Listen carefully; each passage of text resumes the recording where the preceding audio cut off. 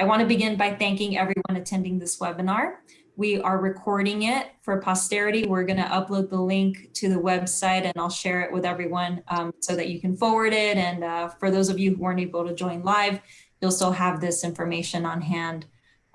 So thank you so much for the artists and the teachers and the parents watching this, the principals, school administrators, everybody who helps makes this success. Also, allow me to quickly introduce our presenters. So with us today are former judges Martin Zubia and Kristen Apodaca. If you can just wave hello. And we have Miss Angelica Quillen, who had the most submissions last year. She's coming to us from Eastwood High School. Thanks for joining. And last but not least, we have our 2020 winner, Romelo Rosario.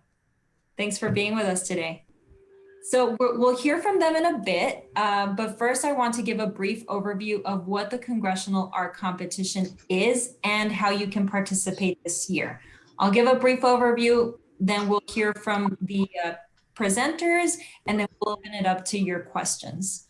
So I will ask, oh, and I forgot to introduce our office intern, Adrian Worling. He's been with us for 6 months, and today's actually his last day. So this is his final hurrah with the office, and he's been very helpful with the art competition this year. Adrian's going to help me with the slide presentation. So Adrian, if you'd like, you can show the slideshow.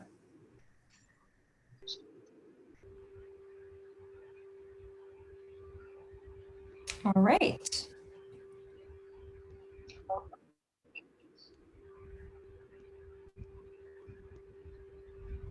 Great. Okay, so let's start with what is the Congressional Art Competition? Every spring, the Congressional Art Competition invites high school students from all over the country to submit their art for consideration. Oh, it looks like there's a little timer on the slides, Adrian.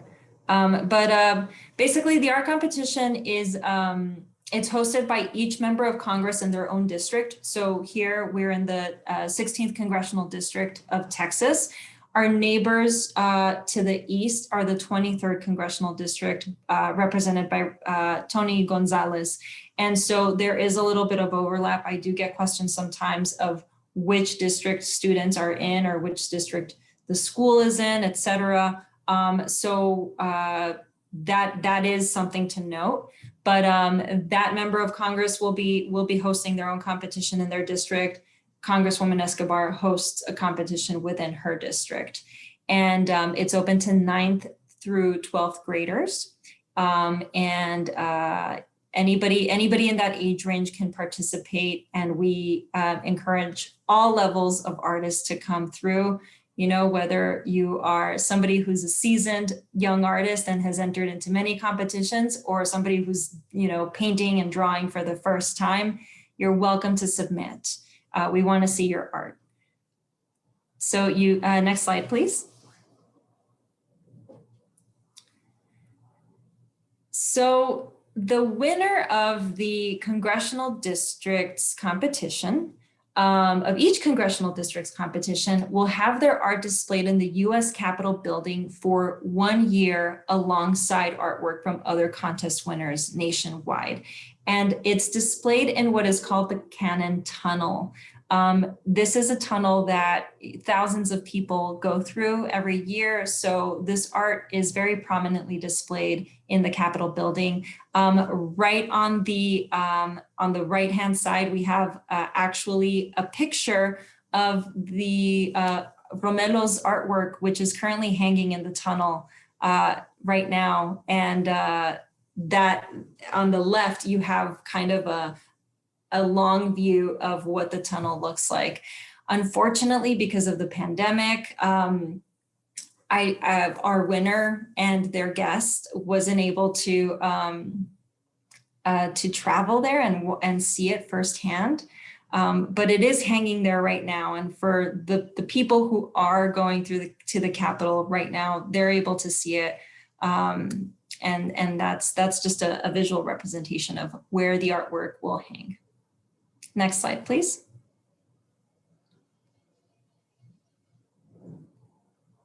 So in the congressional district, we do hold a reception to recognize all the artists that submitted into the competition.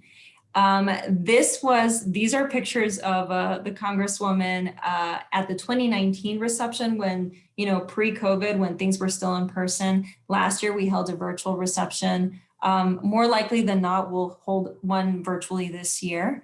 But in the congressional district, the Congresswoman recognizes the overall winner, second and third place winners with prizes donated by generous community members, and 7 other students receive honorable mention. So we have 10 finalists recognized in total. And that's out of, dozens of submissions. Last year we had around 60 and the year before we had around 120. This is usually held at the end of May, the in-district reception. And it might be a little too soon to know whether we'll hold it virtually or in person, though I'm thinking that we will most likely hold it virtually and maybe just be ready to put on an in-person event if it makes sense, pending on COVID regulations, vaccination rates, et cetera. Next slide, please. So let's talk a little bit about what the requirements are. So in order to submit into the Texas 16 competition, you must be a resident of the Texas 16th Congressional District. The artwork must be 2-dimensional. The artwork must be original in its concept and execution. It can be no larger than 26 by 26 by 4. And it should not weigh more than 15 pounds when framed. So we are going to frame it here in the district. We usually supply that. We partner with a local vendor to frame that. And we do allow the winner some creative license in choosing that frame. But with the frame on, the artwork can weigh no more than 15 pounds and be no larger than 26 by 26 by 4. And that's how we ship it to the Capitol for the workers there to hang up all the pieces in the tunnel. And the accepted mediums can be a painting, a drawing, a collage, a print, mixed media, computer-generated art, and photographs. We also accept photographs. Next slide, please. Okay, how to submit. So in order to submit your piece, you have to fill out the student release form. And if you go to our website, escobar.house.gov, you under services, you'll see art competition in the drop-down menu. There you will find the student release form and also the rules and regulations. And the rules and regulations honestly are mainly about originality of the work. But you can refer to those handouts there. The student release form has 2 pages. The first page is student information. So basically it'll ask for the student's name, age, grade level, home address, school address, etc. And the second page is the release form, the artwork release form. And it would require the signatures from the parent and the teacher to certify the originality of the work and to release it to the Congressional Institute, which sponsors this competition in the House of Representatives, to be able to photograph the work and display it prominently in the Canon Tunnel. Once you fill that out, please take a high resolution photo of your art piece because these are virtual submissions. During non-COVID times, we would normally accept the artwork in person, but we're going to be accepting them virtually this year, at least. And just a couple tips: use good lighting, make sure to have a clear background that doesn't distract from the piece. The photos will be viewed by the judges in their original format. We're not going to do any cropping or altering of the photos that we receive. Of course, if we receive a photo that is particularly bad, for lack of a better term, I'll reach back out to the student or the teacher who submits it and say, hey, would you mind submitting another option? So I'll help you out there, but I trust you're all artists, I trust that you have a good eye for what a good and acceptable photo looks like, but this is only to help the student's chances in, having their art viewed more favorably. by the judges, and we can have the judges talk about what they're looking for in the submissions. So yes, take a high resolution photo of the artwork, submit to the email address that you see on the screen, tx.16.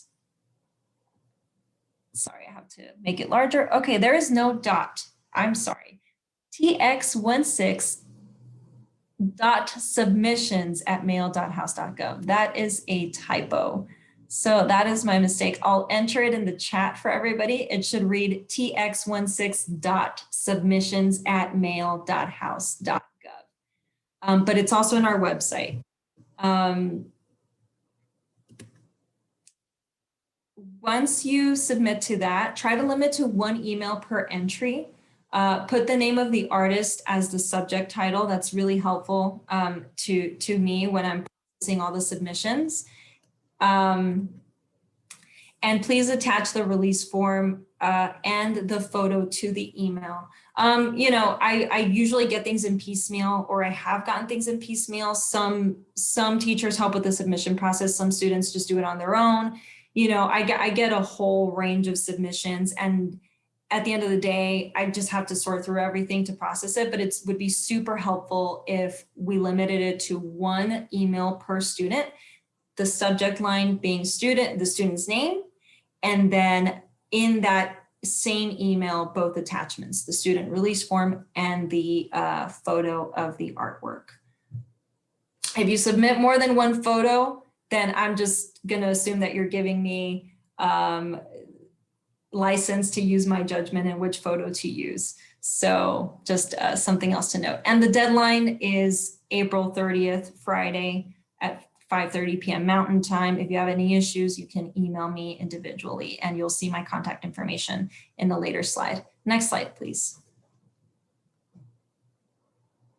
Okay, so after the winners, you know, after you submit, and then we choose the win, we have the judges deliberate, we choose the winner, we choose the finalist, we choose the honorable mention, we have the district reception. Then the artwork gets shipped out to DC of the winner, just the overall winner, just 1 winner per competition, gets their artwork shipped out to DC. And then it gets hung in the tunnel. And then the Congressional Institute hosts a winner's reception in Washington, DC. And this normally happens at the end of June. Right here in the pictures, you see the 2019 winner and her parent are pictured in the slide.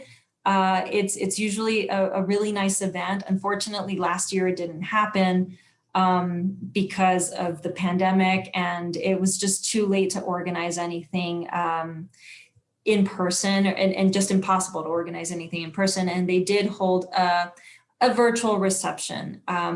I'm being told that the latest update, the Congressional Institute says that unfortunately it's too early to tell if this is happening and in what capacity, but their priority is to still hold a reception toward the end of June. So we're crossing our fingers and hoping that this still happens. There will be 2 receptions, 1 in the morning and 1 in the afternoon for states alphabetically. Texas would be in the afternoon, and each winner and 1 guest only would be invited to the reception. Southwest Airlines provides 2 round-trip tickets to the lucky winner and their chaperone. And if they do not have an in-person reception, they will create a recorded reception like last year's, just a video that can be accessed at any time. So I know it dims in comparison to the in-person gathering in DC that happens for the winner and their guest. So we'll stay tuned for more details on that end. But you can move on to the next slide, Adrian. Okay, so this is the end of my bit here. You see my contact information there, jasmine.venegas@mail.house.gov. You can call the office and ask for me and leave me a note. I'll get right back to you if you have more questions after this presentation. Connect with us on Facebook and Twitter @Rep Escobar. Visit the website escobar.house.gov. Services, art competition. You can sign up for the newsletter. There are many ways to stay connected with us and get in touch. And that is my bit. we can stop sharing the slide. Thank you. All right, so I'm going to turn it over to our presenters now.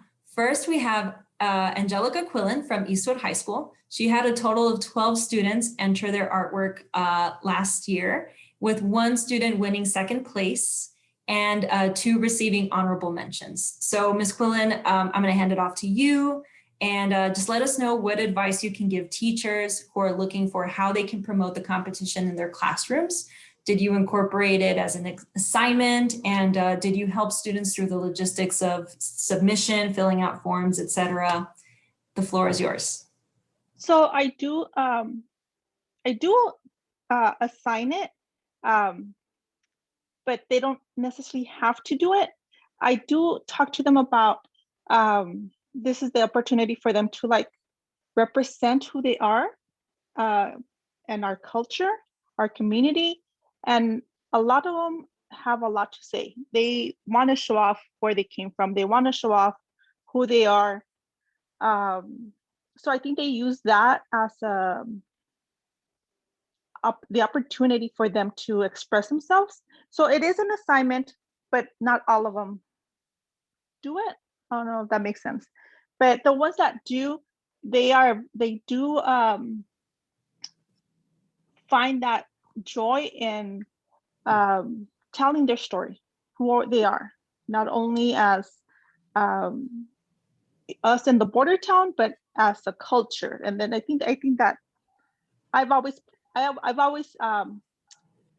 done it in that way, where it's a great opportunity for people to see who we are here in El Paso, and that's helped.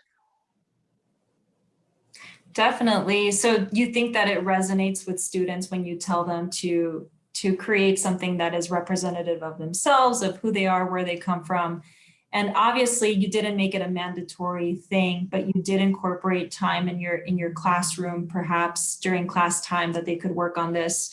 And do kids usually use pieces that they've submitted to other competitions, like district competitions, or was it an original piece for the art competition? No, usually it's an original piece for congressional. This year, because of how things are, I really don't know how that's going to play. Again, we haven't seen the kids all year, so they're at home by themselves.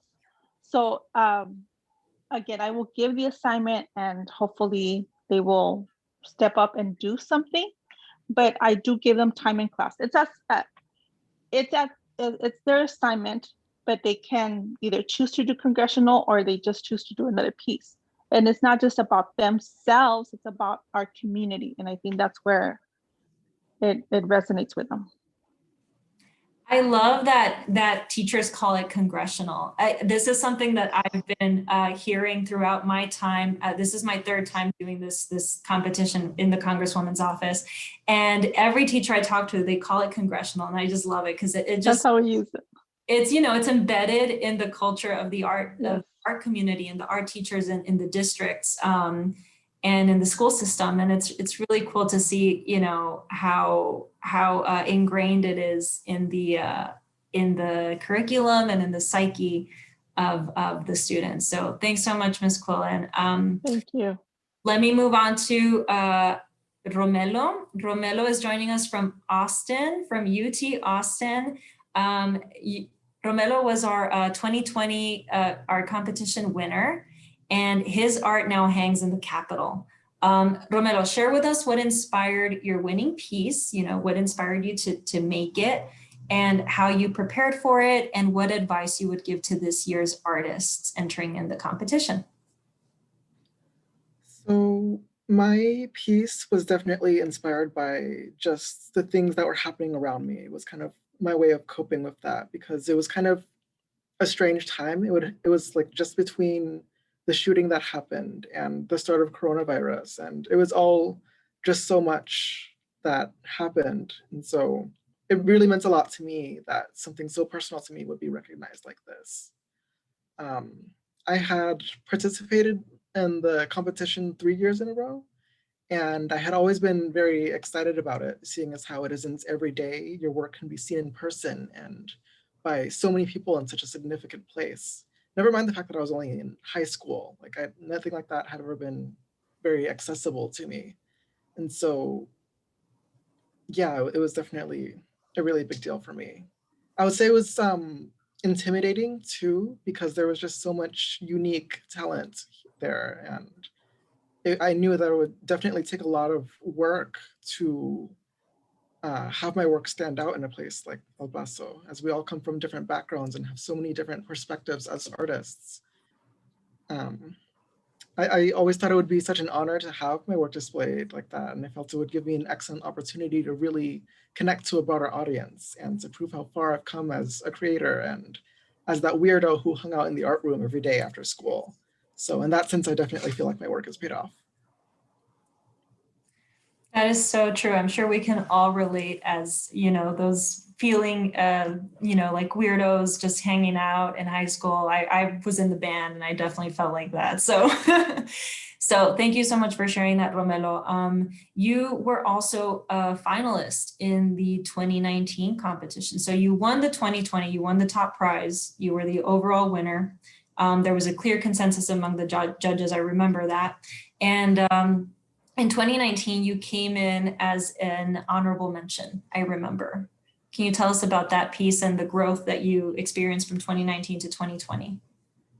Yeah, I was really happy with how I did that year because I was one of the finalists, but being that close to winning then was definitely an incentive to really bring it the next year. Well, compared to like other art competitions available to us, this was definitely always the one and the moment to actually pull out something that represents your best work.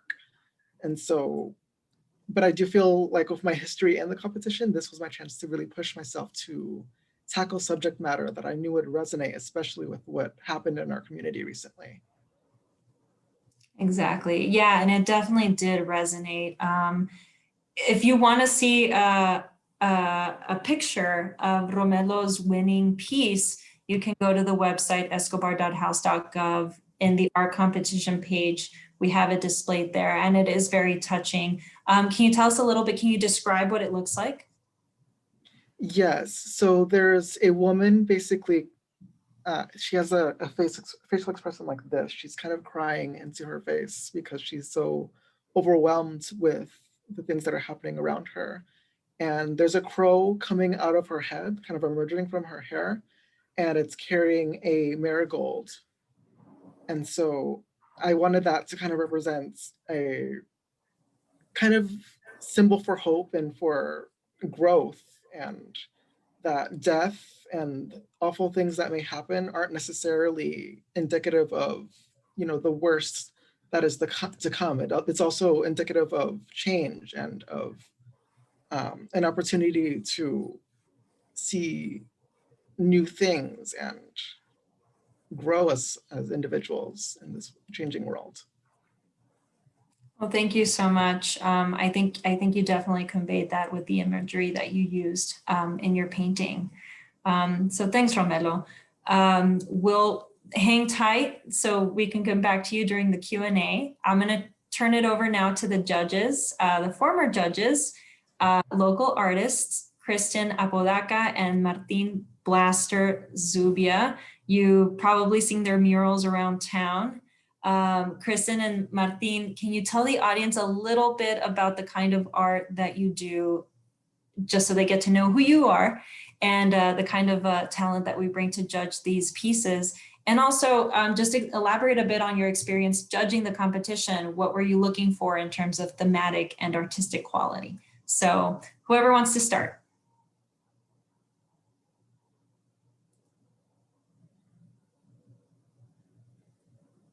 Ladies first.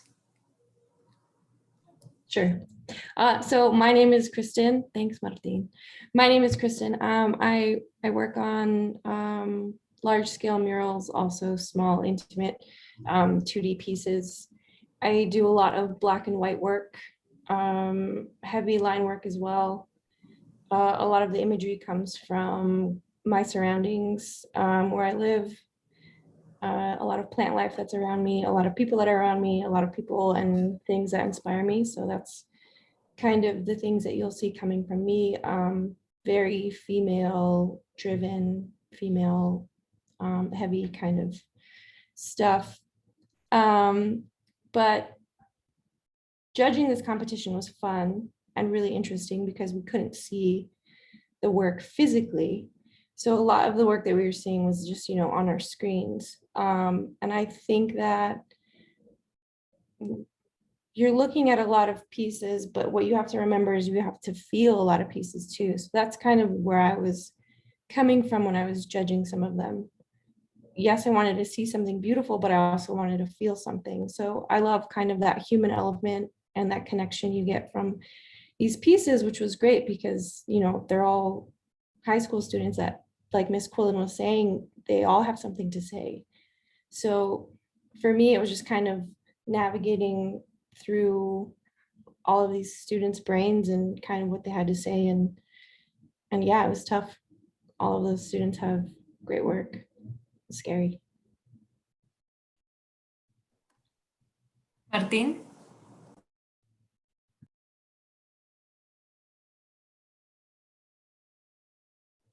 Well, I think you're muted.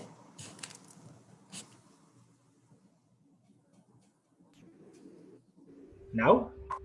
Yes, we can hear you. Okay, sorry about that. All right, I'll begin with the work, right? The work that I produce is mostly influenced through my background with graffiti and a lot of the things that I've done as a kid with the graffiti. A lot of iconography that I use is it deals with kind of like personal problems, alcoholism, being the firstborn of my family, not just the oldest, but the firstborn in the United States. So I got kind of like that duality of, Chicano art, Mexican and American. I'm a painter, so I paint murals, canvases. I draw a lot. Basically it. I like to use color and oversaturate it as well on my work. As far as this competition went, I like Kristen basically nailed it on the head right there. Like we were looking for something that looked really dynamic, appealing, and also something you could feel. And when I came across Romelo's piece, honestly, I had to stop for a bit because I was going through the whole everything, all the selections that were designated for the show, but that one really caught my eye. It's just the images, the figure. To me, it felt powerful, especially with what had happened with the shooting that went on, coronavirus, everything. It was very powerful. Technically, very very well made. Aesthetically looking, it's pleasing to the eye. It looked really good. Concept wise, it just basically stood out. Is what I would like to say about it. It was a real good work, like very good work, Romelo. I wonder if you guys remember, I'm sure you do, the other submissions that we received, right? The submissions that were in the top 10 and maybe some of the others. Do you have any preference when you judged the work? Did you have any preference about, what you were looking for? Were you kind of open-minded? Were you looking at photographs or paintings or computer-generated art more favorably? Thematically, is that something that played a role?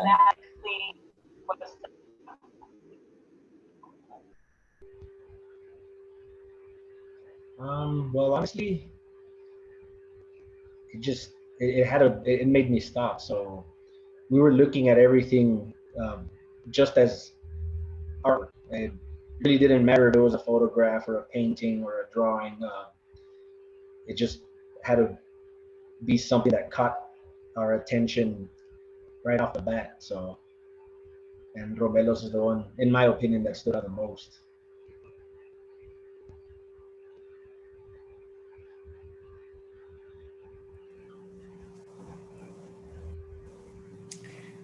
Well, thanks for that, you guys. I just want to point out that we didn't choose a theme this year. I know at the beginning of the year, I had sent an email to teachers with a poll, just kind of getting a sense of do we want a theme? Do we not? I feel like this is a question that we visit every year, and the Congressional Institute, the House of Representatives, the DC people that put this thing together for all of the members of Congress to do in their own districts, they pretty much leave that option up to the member of Congress, right? So Congresswoman Escobar in our office and the group of local advisors that we pull together to consult on this competition, we can decide, should we have a theme? Should we not? Should we leave it open-ended? Should we leave the decision, the creative decision to the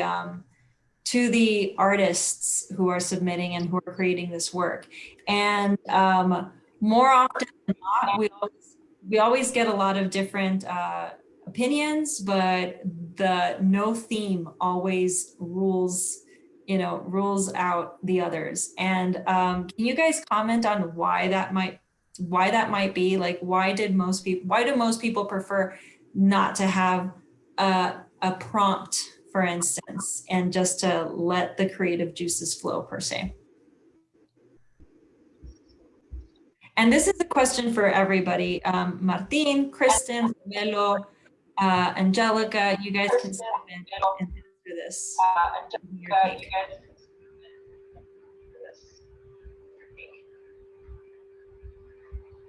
Well,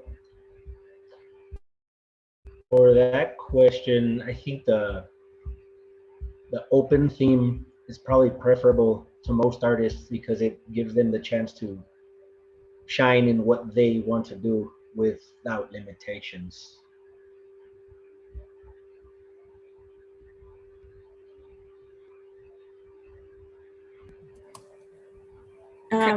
Yeah, I agree with Martin. I think that when it's kind of an open theme, you're not being told like, hey, it has to deal with XYZ, you know what I mean? Like, you might not relate to the theme, so it could be a little bit more stressful, or it could be a little bit odd to make something that you're not automatically, categorized under. So I feel like that open theme kind of makes it a little more exciting and a little bit more of a way to make it personal and make it yourself, and kind of really push that idea of what your art is to you to share with everybody else. Okay, can I speak as an educator? I'm sorry. Yes, please. We want all different perspectives. We just heard from the community artists, the established people who get paid for their work, and let's hear from an educator's perspective. I don't mind the open theme. I don't really, but I think for this competition, and it's been useful every year, that we look at who we are as a community, and the kids, the students really take that. What is it that they want to say about who they are or where they live? So when you guys asked for that, I did select, I think it was the first two, because that's really what I give. I think we lost you there. Am I the only one who's having trouble hearing? I'm sorry, Ms. Quillen, I think we lost you.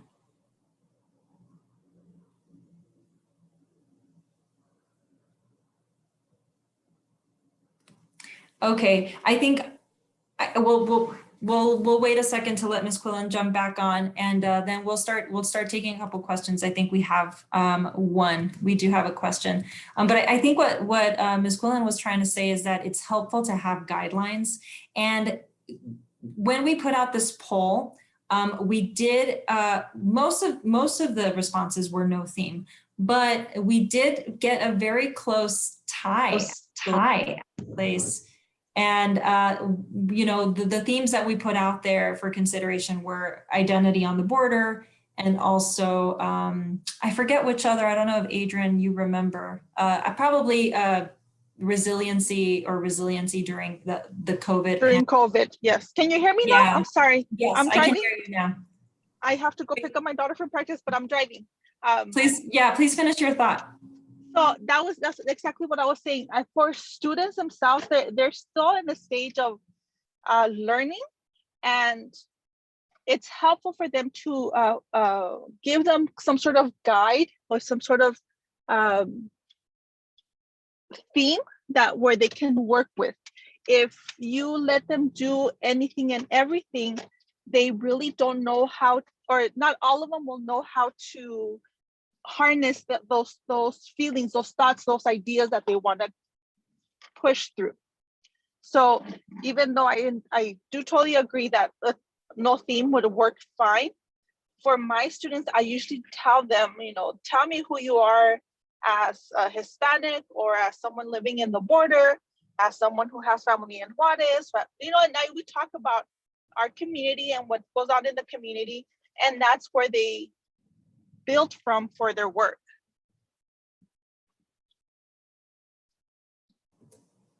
Thank you. And I would say I agree to a large extent. And what I keep hearing from not just teachers and judges, but from other people who I've talked to about the competition, it is also important to look at a piece as representative, not just of the student, obviously, who made it, but of the community that will be represented when it hangs in the Capitol building in DC, right? We're sending a piece from El Paso, by El Paso, for El Paso. And so I think that what I hear from artists and from judges and from teachers is that it's important to see that reflected on the piece. And so I can absolutely see why educators such as Ms. Quillen would give those guidelines to their students when creating a piece for this competition. I mean, but we see all sorts of pieces come in, and I don't want to speak for the judges, but because I've been a part of these processes, we judge them all equally. But for some reason, the themes that tend to resonate the most are the ones that help us see ourselves reflected in the work, right? The people where we are, where we come from, our border identity, our strength, our grit. And so those kinds of things do tend to stand out. I agree. We do have a question in the chat, and the question is, will Martina and Christian be the judges again this year? So the question is no. I do pick a new panel of judges every year. And it's important to me that they, that it's a range of educators and artists. And they were our panelists last year for 2019, but I am picking an all new panel for this year.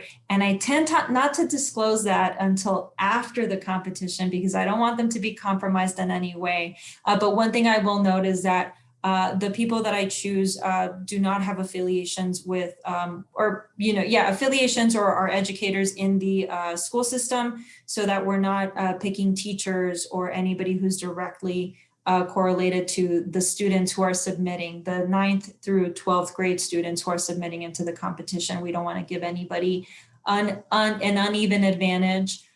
So I will say that I'm choosing somebody from UTEP, a couple of local artists, and also a community art enthusiast. So people from the community, if you know somebody, if you're watching this and you know somebody who you think might be a great judge for this year or next year, I'm close to finalizing the slate of judges for this year, but if you can think of somebody for next year, this competition happens every year. So please reach out to me and nominate a judge. That would be super, super appreciated on my part. And we got to thank you all for doing this. It is such a great event. From Ms. Prince. Thanks so much, Ms. Prince. Thanks for joining us. I don't see any other questions in the chat. Please, if you're watching, submit your question if you have any. But we do have a few minutes left before we complete the hour-long event here. So I guess I'm just curious to hear maybe more thoughts on the submission process. Photos, actually, that's something that Christian talked about.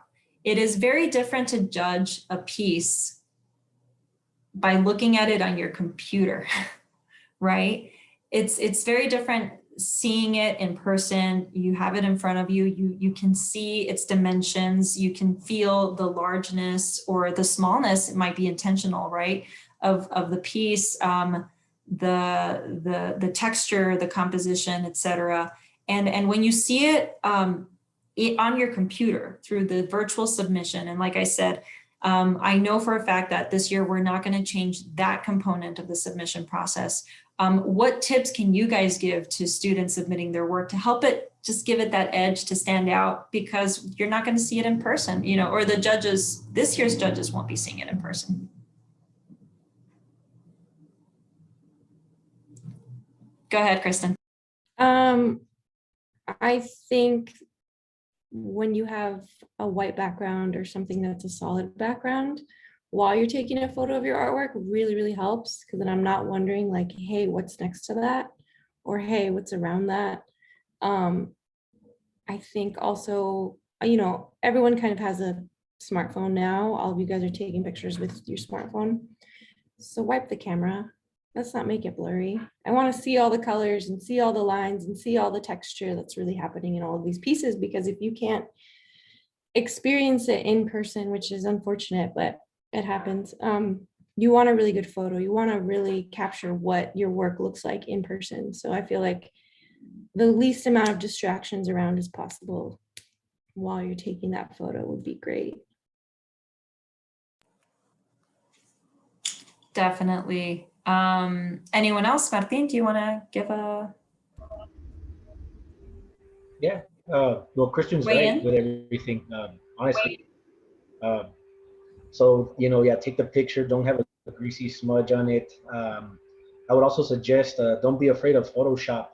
And I'm not saying so you could blur or add things to it, like none of that.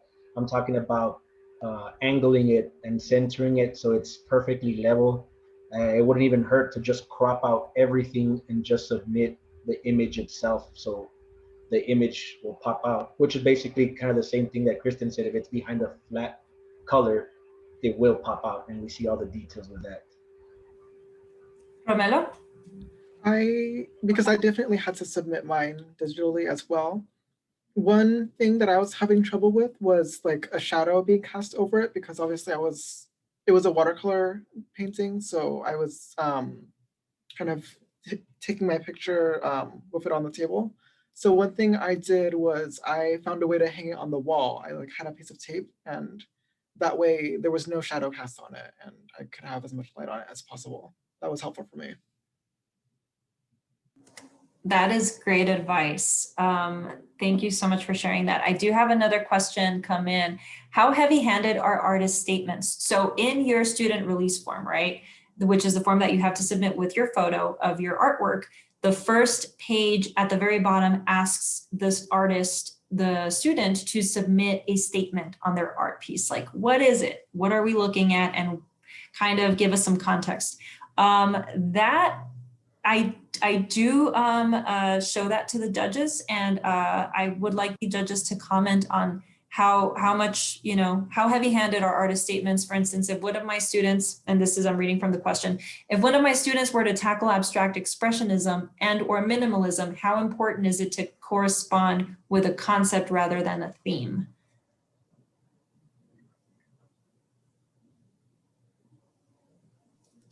Go for it, Kristen. Go for it. I think, I mean, if it's something that, if it's artwork that if you're trying to pursue art for a long time, or, you know, after high school or after this competition, you're going to have to talk about your art. You're going to have to write an artist statement. And so I think this is a great practice to kind of start doing it.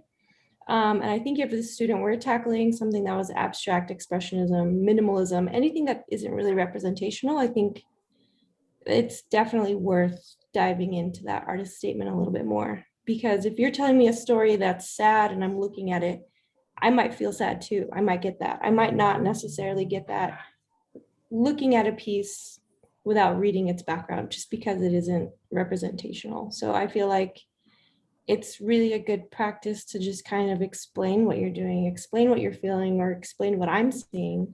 I also think it's just really helpful for artwork in general, because I'm not in the artist's brain, so I might not necessarily get those ideas right away. So I always think it's nice to include an artist statement. So I feel like it's just a good communication practice in that sense. That's a great point. And that's true. I personally am not an artist. You know, I can pretend I am, and sometimes I doodle, but you know, as people who are going off to become professional artists and going on to do this in a professional setting, whether it's through an advanced degree or, you know, by actually just going out in the community and doing it, these are things that to keep in mind, right? You're not just, your artwork is not the only piece of you as an artist, right? The work that you, the art that you put on a canvas or on a mural, right? It's the presentation of it. It's, you know, the story behind it that sells it sometimes. So I can totally see that as being an important thing to consider. Does anyone else have anything else to say about that? I'll add one thing to the artist statement. Definitely, you know, the hard way, of course, I learned an artist statement is overwhelming at times. People tend to overthink them, and people shouldn't overthink an artist statement. An artist statement is just talk about your work, what it is, you know, why you did it. Don't put things like you started drawing because, or you know, some sort of self psyche or epiphany that made you into an artist. Stay away from these crazy thesaurus words. You know, just basically talk to the viewers straight and simple, and just, you know, stick to the work. Talk about the work and why the work is important to you.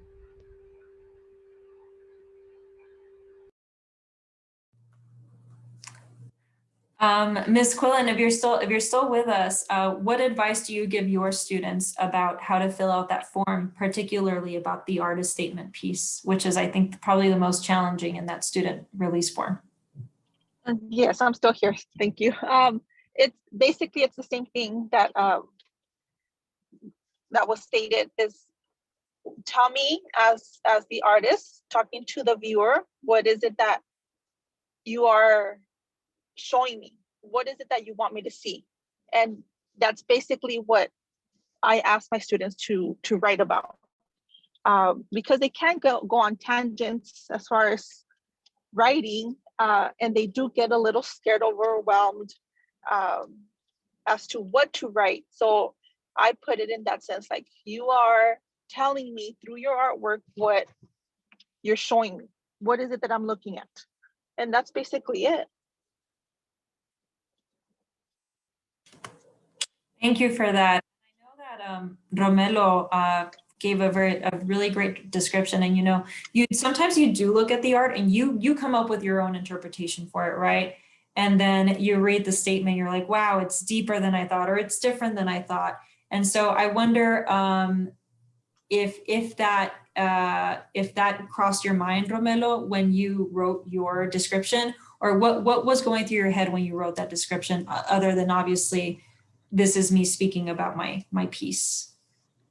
Yeah, well, whenever I make a piece, I usually don't like to, I usually get a lot of questions about it. Like, oh, what is this supposed to mean? What is that supposed to mean? Usually, and this is just for me, but it's usually very explicit, like what I use as subject matter and and what I'm supposed to convey with that. But when I'm writing it out, I don't usually go too in depth about it. I usually like to guide the viewer into having their own opinion about the work. I feel like that's something that's been helpful for me because it allows them to interpret it in their own way while still kind of understanding what you were going for. I'm muted, sorry. Great. So there is a way to strike that balance, right? Like guide, convey what it is you were feeling or what it is you wanted to convey in your piece, but also guide the viewer to maybe come up with their own interpretation or something that speaks to them on a personal level that might be, not something that you thought of or something that you had in mind when you were creating it. But at the end of the day, it sounds, what I'm hearing is that people tend to gravitate toward the pieces that speak to them and touch them on a personal level.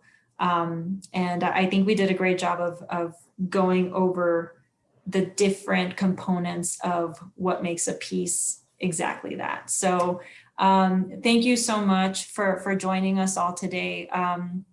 I did get a couple of other comments. One from Ms. Williams saying many of the students do not have great phones for photo taking, so it's sometimes difficult to get good photos from them. Completely understand that. I hope that the tips that were shared here today helped alleviate that, even if it's not the best camera, making sure it doesn't have a smudge on it, making sure the lens is clean, making sure that the piece is maybe taped to a wall where shadows aren't going to get in the way, it can definitely be helpful. So hopefully that helps. If you are having any issues, just let me know. Happy to work with you individually. Another question we got was, what was the email to submit? So let me just put it in the chat for everybody because I know that we had a typo, but it's tx16.submissions@mail.house.gov. Throwing that in the chat there, again, tx16.submissions@mail.house.gov. Does anybody have any last words to share with our viewers before we close this out? Any words of encouragement?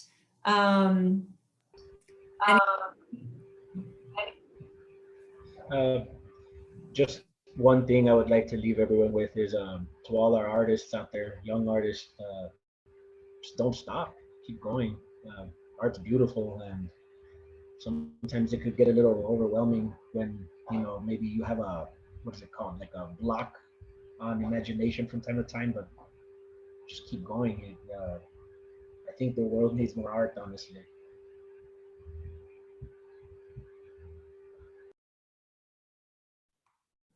I also think to trail off of Martin, I think keep sharing your art too. I mean, I think art is important when it has an audience to share it with, and take people's, I don't know, like their comments or ideas and absorb it all and never take it as something personal. I think everyone has good input when it comes to art, and they see things that you might not. So to include that and to always share it, I think that's important. Thanks, Kristen. Romelo, any last words? Definitely for those competing, just have fun with it. Definitely incorporate what you feel is important and what needs to be seen, because it will be seen. That's so great. Yes, it will be seen. Put it out in the world so it can be seen. How would you know what can happen with it and how it can touch people if you don't put it out there? So express yourself. Ms. Quillen, last words from you. Yeah, just encourage your students. As a teacher, I just try to encourage my students to express themselves through their work, and at least for this purpose, they have an end product to show for this contest. That's basically it. Awesome. Well, thank you so much. That concludes the event. The recording will be uploaded to Congresswoman Escobar's website. I will make that link available to you guys, and we're going to attach a frequently asked questions sheet for quick reference, so you don't have to sit through the whole hour, although I had fun. I thought this was a lot of fun. So thank you so much for joining this informational virtual session. And I want to thank our panelists, Angelica Quillen, Kristen Apodaca, Martin Blaster-Zubia, and of course, Romelo Rosario for being with us. I'm Jasmine Venegas with the Office of Congresswoman Veronica Escobar. It's been a pleasure sharing this information. Please help spread the word, and I look forward to seeing your artwork in the 2021 Congressional Art Competition for Texas 16. Stay safe and have a great night, everyone. Bye.